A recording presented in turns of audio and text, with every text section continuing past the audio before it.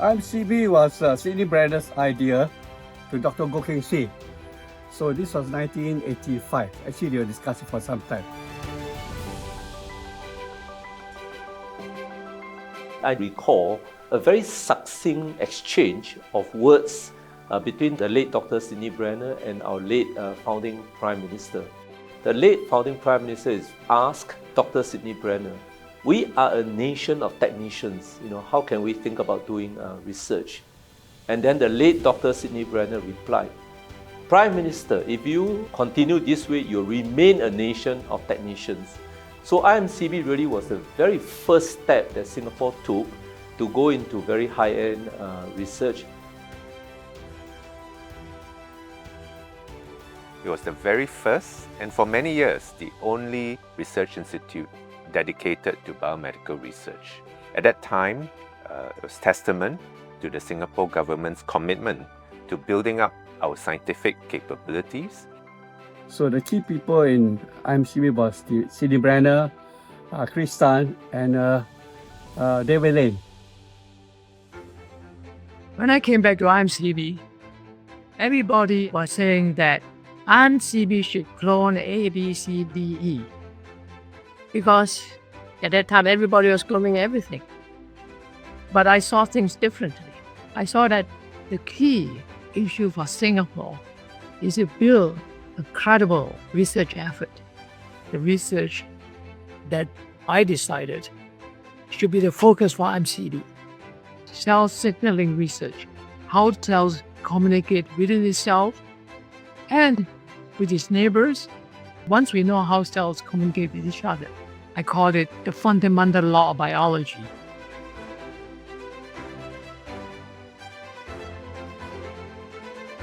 Professor Chris Tan has always been forward-looking. He is, a leader of his kind. His focus on cellular signaling, I could say that it was ahead of the curve. And now we appreciate the fundamentals of cellular signaling in so many disease areas. By the time I arrived, they had completed the genome of the fugu fish, but we went on to sequence the elephant shark and the lamprey, two very early vertebrates with very interesting genomes. And this made an enormous contribution to genomics. I mean, people slightly forget this now that we're so used to having the whole human genome sequence, but in those days, these other genomes were terribly important in helping us to map which genes were where and how they work. That was a tremendous kind of collection of people, and they all interacted with the existing people in the IMCB. Everybody lived and breathed science. It was such a wonderful research culture, and there were no walls between laboratories and certainly no barriers between minds. It's hard to capture just the sheer excitement that I felt, living in a different country with this tremendous opportunity and these amazing people around me. We tried many things and not everything worked, but there was a sense of can-do and a lot of fun. Just to add a nugget, some of you may not be aware that on the reverse side of our Singapore $10,000 note, it bears the sequence of phosphatase and also a kinase. Both play such an important role in cancer signaling, and the discoveries of which both came from IMCB. If you really need to see it physically, you can probably ask Hong Wan Jin to show you some $10,000 note he has in his pocket.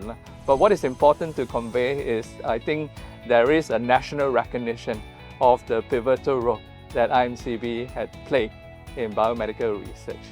You can almost say that had we not taken the first step with IMCB, maybe many of these things, in fact the whole ecosystem would not have been there. So IMCB was the first step, but it actually led us to have the confidence, provided a foundation for Singapore to really build the entire ecosystem for biomedical sciences research.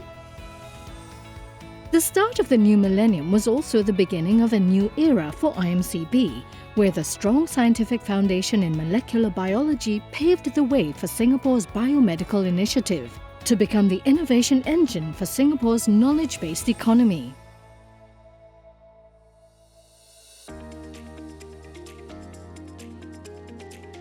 In the 90s, it became quite clear that in order for us to stay ahead of the game, we had to grow a new pillar of economic growth. And one of our strengths was, in fact, a collection of brilliant scientists. We have a gem already on our soil, IMCB. So what the government did was to make IMCB into a full-fledged research institute, or RI, and to move it from the NUS Cambridge campus to where it is now in Biopolis. Of course, Biopolis was a centerpiece for the ambition that we had, which was to expand the scientific capacity, deepen the scientific base to support biomedical research activities in Singapore. It was a big and traumatic event, of course, to move such a large institute and so many staff. And the building was only just ready in time, so it was an amazing effort. So as a young scientist at a point in time, I was involved in this process, and that has been an eye-opening opportunity for myself, because you see on a very broad scale how things are being planned and being implemented. The big advantage, of course, was the big vision of Biopolis as a major centre for both academic and industry research to cohabit, for multiple different disciplines to come together for multiple institutes. IMCB was critical to this because by then it had 20-year track record. It was producing great science with a world-class reputation, and based on IMCB's track record, we were able to attract many big-name scientists to come, to lead, be part of the new research institutions that we were setting up, whether it was GIS, whether it was BTI. That pivotal role of IMCB in the nascent stages of our country's biomedical science endeavor proved to be very important. It felt pioneering, I think, is definitely the way to describe it.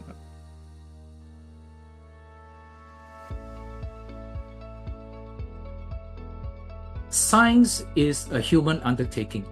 If there is no talent, there won't be any important discoveries, however good the buildings are or the hardware are. So we knew at that time that in order for Singapore's BMS blueprint to work, we had to grow the human talent capital or human resources very quickly. There's all this story about whale hunting, so I was the sort of next whale hunter, and you know, the fact that we could recruit people of Neil and Nance's prestige to Singapore was very important. I mean, Nature did a whole article on the fact that they were moving, you know, because they had, you know, I think 700 publications. I felt we could recruit anybody, you know, we were in such a strong position. What was the attraction? The attraction, first of all, was the point that Singapore was a modern, forward-looking and well-funded place to do their biomedical research. And the establishment of Biopolis also gave rise to new careers for Singaporeans, because for the first time, students who are very interested in the research career has a home to go to, and there's a place where they can actually indulge in their research interest. We have very bright overseas people coming in as postdocs. The idea of the A STAR scholarship was not to depend entirely on foreign talent, but to also grow our local-born, local-bred, bright young people to become the future leaders of our biomedical science enterprise. I think that is another big milestone for IMCB and in fact the entire ecosystem to celebrate, because it signifies that now we have a viable, a sustainable ecosystem, because we can generate our own talent in a way that they can assume leadership at the same level as any other, you know, international candidate that may be applying, competing for that leadership position. I think when you look at one of the biggest impact and value that IMCB has brought to our ecosystem, it is the fact that it has created a lot of scientific talent. All you have to do is to look at our universities, medical schools, research institutes, local biotech and medtech companies. And I think you'll be quite hard put not to find someone who was an alumnus of IMCB. I think that's IMCB's greatest contribution to science in Singapore and around the world. So the first generation of PIs that recruited from America were nurtured. So today, they are making fundamental changes in biology.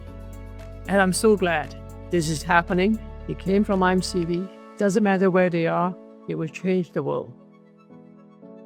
I'm so glad it's happening within my lifetime.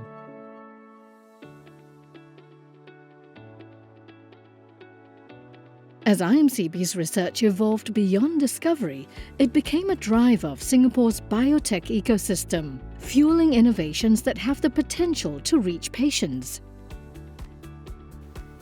In the early years, IMCB was focusing on fundamental biomedical research to support the ecosystem development. But as Singapore's biomedical ecosystem matured, our mission in A STAR under the Ministry of Trade and Industry became more obvious that we do research with the objective to translate our research discovery and technology into meaningful impact to our economy and society. Over time, IMCB started collaborating more extensively with the universities, with the medical schools, with the hospitals, and by doing so help diffuse the culture of excellence, help build capabilities within these broader players in our ecosystem. We have now reached a stage where we are able to create increasing impact. IMCB has been increasingly prolific, I would say, in the area of translation and producing spin-offs and companies. And this is something that past leadership in IMCB have done very well to contribute directly to enterprise under RIE. As we all know, discoveries can't change the world if they don't leave the lab. So companies are essentially the receptacles that are required to bring these discoveries into the clinic. And this is exactly in line with IMCB's vision and goal to ensure that our research can eventually reach the clinic and impact healthcare. I was called by Philip to help him in A STAR. Actually, my role was to do everything he doesn't want to do, and that's not a lot. I was more involved with commercialization of technology. So I first dealt with IMCB when we were looking at IPs. And in this process, I met up with a lot of the researchers together with my team. One of the first flagship projects we did was a 3 million grant to Chetan. And I'm very pleased to see that even today, the project that Chetan has been working on has been highlighted. PIS3 Zumet is the first-in-class humanized antibody using antibody rather than chemotherapy to target intracellular oncoprotein. And therefore, PIS3 cancer immunotherapy could reduce non-specific side effects. This new cancer-specific immunotherapy will benefit a lot of cancer patients. We believe this is a revolution in cancer immunotherapy from IMCB. It's a specific breakthrough based on our hard effort for more than 25 years. IMCB provides a very strong basis for our discovery and for our basic research. Without this, we are unable to jump into translational research. Everything we're doing in Albatros is based on all the work that was done in IMCB for 15 years. With the blessing of IMCB, we were very free to sort of explore what we wanted, and this led to the discovery of a pathway that regulates protein glycosylation. We discovered that this regulation of glycosylation actually helps cancer cells to form a tumor within a normal tissue. So we were studying how the tumor grows, and that was the basis to start this company, Albatros Therapeutics. And it really was 15 years of work that led to discovery of one target. But that one target is very new and no one else is targeting it at the moment in the world. So we're really the leaders on that aspect. IMCB's 40-year journey is a testament to the power of vision, persistence, and collaboration. I look forward to IMCB's contributions to Singapore's journey from a nation of scientists to becoming a nation of scientific entrepreneurs.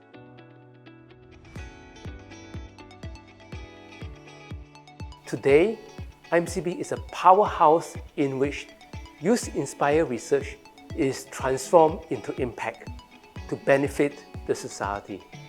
Over the years at IMCB, we have built up our capabilities in cancer biology and regenerative stem cell medicine. In more recent years, we have started building capabilities in neuroscience. Exactly in the spirit of combining and recombining, we have built inter-division synergistic programs. For example, in cancer biology, which is the foundation of the work that IMCB does, it has very renowned scientists who are internationally known. In addition, the area of cell therapy, IMCB has been doing very good work and has been orchestrating at the ecosystem level with programs such as STEM that has put Singapore on the world map for cell therapy. This field is the foundation for how we understand diseases, how do we intervene, and more importantly, how do we improve health?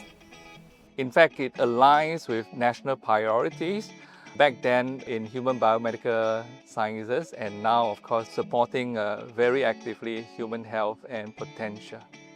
I have been in SingHealth for a very, very long time, and we have signed many MOUs between IMCB and SingHealth, many institutions, not only to work on fundamental science, but how to translate whatever we are doing. So I think IMCB has a very important role to provide the fantastic basic science and translation science, working along with many of these partners. I think these collaborations are key in its success and for the future.